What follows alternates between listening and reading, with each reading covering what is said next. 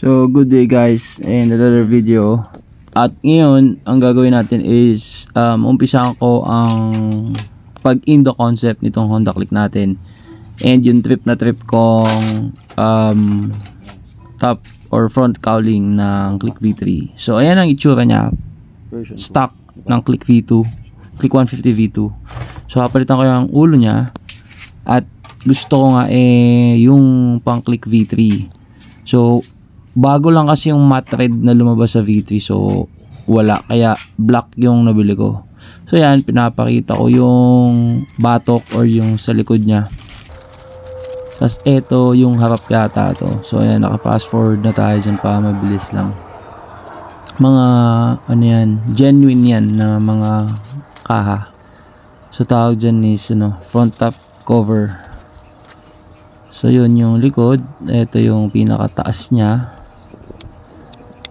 So make sure lang dun sa luma ng mga fairings, kunin niyo yung mga clip or yung mga pinaghigpitan ng tornilyo. Tapos ililipat ninyo dun sa bago na mga fairings. Tapos ayan, kinakabit ko na yung batok. At may dalawa siyang tornilyo. Tapos ayan na doon sa gilid para mag-hold dun sa batok tsaka sa may panel. So next naman dyan is yung front cover or front top cover. Parang ganun, basta hindi ko kalimutan yung tawag. So ayan, lalagay na natin. Tapos ang tornilyo niyan meron sa dalawang gilid, tapos dalawang sa side na pataas yung tornilyo.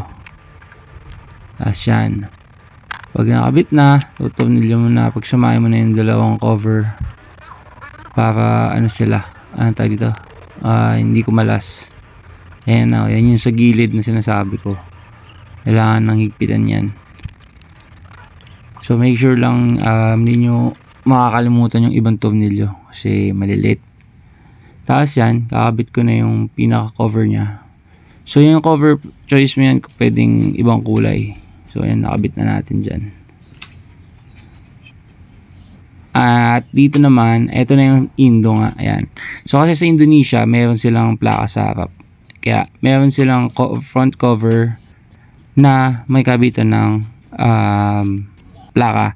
Pero tayo, design lang. Hindi naman tayo maglalagay ng plaka kasi wala naman tayo dito sa Pinas. So yan ang unang Indo ng ating motor.